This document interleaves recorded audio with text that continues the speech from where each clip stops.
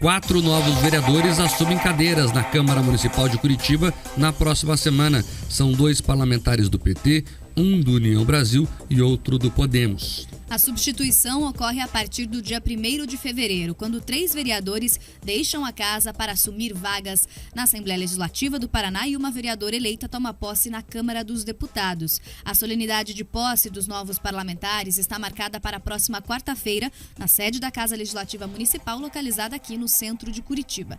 Quem ocupa a cadeira de Carol D'Artora, do PT, que vai representar aí o nosso estado em Brasília, é o ex-deputado Ângelo Vagnoni. Velho conhecido na política paranaense, ele é o atual presidente do PT em Curitiba e já foi vereador de 1989 a 94. Para o lugar de Renato Freitas, do PT, que foi eleito deputado estadual, quem foi chamada é a fotojornalista Georgia Prates. Ela concorreu nas eleições com o nome de urna Mandata Coletiva, ao lado da líder comunitária Andréia Lima, ficando na 3ª suplência do partido.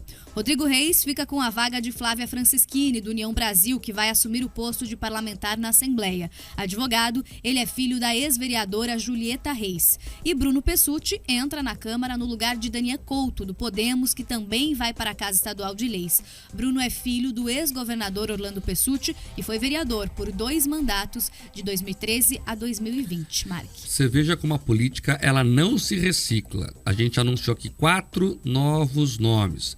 Novo de verdade, apenas um nome, que é o da Georgia Prates, que realmente é uma novidade na Câmara de Curitiba, ela que foi eleita pelo PT.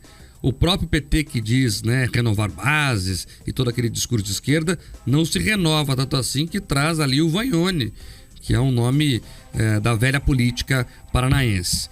Os outros 2 também, O Reis é filho da Julieta Reis, que também tem alguns mandatos como vereadora, e o Bruno Pessutti, a família Pessutti aí, todo mundo sabe que está há muito tempo na política. Então é isso. Você veja como a política ela vai sempre correndo atrás do próprio rabo, Pedroso. A impressão que eu tenho é essa. E corre atrás do rabo, não apresenta opções realmente novas. Eu tô com algumas curiosidades, tá? Aqui a gente trouxe a informação, a Manu falou do mandato da coletiva, mas era mandata coletiva das pretas. Vamos lá. E vale citar que era um conjunto, ali eram 2 mulheres que compunham esse mandato coletivo que já brigaram, já tiveram uma cisão antes mesmo de tomar posse. Então, eu tenho essa curiosidade, até por esse exercício do mandato coletivo, que para mim acaba sendo uma figura muito esquisita, porque se fala em mandato coletivo, mas na prática quem assume é uma pessoa só. Em outros lugares do Brasil você já teve problemas, então o eleitor imagina que elege um coletivo, elege uma novidade, Mark, mas na prática ali é muito difícil esse tipo de composição. Com relação aos outros vereadores, a Câmara, ela parece que ela realmente não consegue se oxigenar. Ela fica sempre justamente nesse mesmo reme-reme. Eu fico imaginando quais serão as contribuições profundas que esses vereadores vão de fato trazer quando os seus colegas já não começam a olhar grandes entregas para a cidade, mas seu processo de reeleição. Eu entendo que o aspecto positivo, ou que me animou um pouco vendo essa notícia, é que o Bruno Pessutti, que é um dos quadros bastante técnicos, um dos vereadores mais técnicos que eu já vi passando por ali, retorna a casa. Mas também vai saber, espero saber quais serão as medidas num tempo tão curto. Agora, na correlação de forças, Marco, você tinha ali um vereador do Podemos que não era tão alinhado à prefeitura e agora a prefeitura amplia a sua base. O Bruno Pessutti ocupa a função de chefe de gabinete ali na vice-prefeitura. Então, a força do Executivo Municipal, ela cresce e cresce bastante ali com a ida do Bruno Pessutti e também do filho, o Rodrigo Reis, filho da Julieta Reis, que também tem uma proximidade maior. Então, a prefeitura sai fortalecida desse movimento.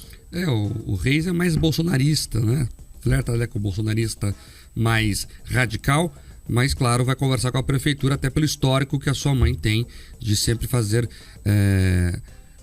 compor a base, isso, fazer ali o que o governo pede. Agora, o interessante é o seguinte, esse mandata coletiva, é isso? Das pretas? Das pretas. Ele não existe mais porque as 2 brigaram, Pedroso. Isso. Então agora só a Georgia vai ficar no mandato. Então o mandata acabou antes mesmo de começar a existir.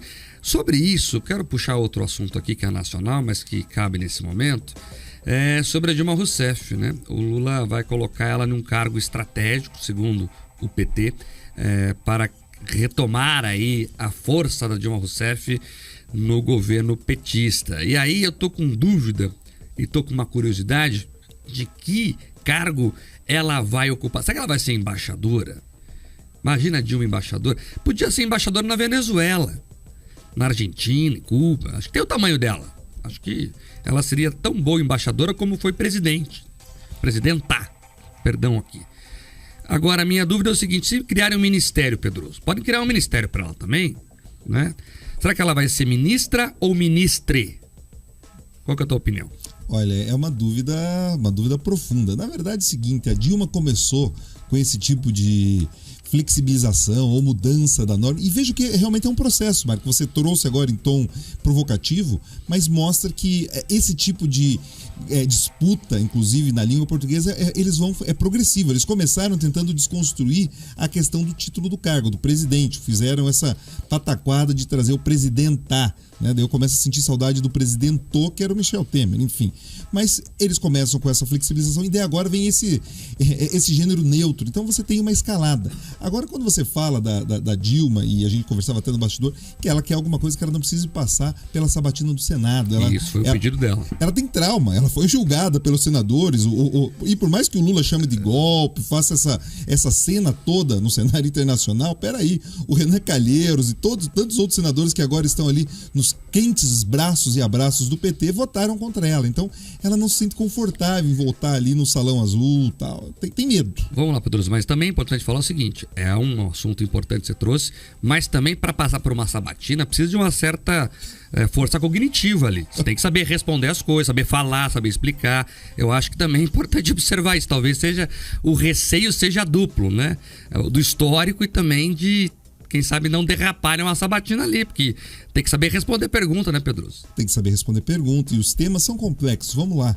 Você, mesmo que seja chapa branca, você tem a opção dos senadores de oposição de fazerem perguntas duras. E eles podem trazer justamente esse tipo de pergunta para Dilma. Qual é a capacidade de representação? Como ela vai tratar as questões comerciais? Peraí, se ela tem uma visão equivocada da economia, como que ela vai, de fato, agora garantir essa integração? Então você tem problemas sérios ali a serem corrigidos, e a diplomacia brasileira tem que ser tratada de forma séria, de forma técnica. Então não tem que servir de prêmio de consolação para ex-presidente que foi empichado. Não pode, não é esse o papel. Até porque, diferente do que o discurso oficial tenta crer, as pessoas de fora do Brasil entendem que ela sofreu um processo legítimo de afastamento do mandato, porque cometeu irregularidades ali no exercício da presidência. Ponto, é isso. É isso, e não é porque você tem um presidente que de alguma forma foi reabilitado que você pode sistematicamente querer reabilitar todo mundo. O outro boato é que talvez ela viesse ali a assumir uma posição no banco dos BRICS, né, no novo Banco de Desenvolvimento, que seria no lugar do economista do Marcos Troirro. É um absurdo substituir alguém tão competente como Marcos Troirro, que foi professor em Colômbia, diplomata de carreira, por alguém que tem uma dificuldade de entender os fluxos das correntes de capital no mundo todo. Então, eu fico preocupado, Marcos, se esse começar a ser o critério. Mas pelo que a gente tem visto, essa é a tendência, o que me entristece.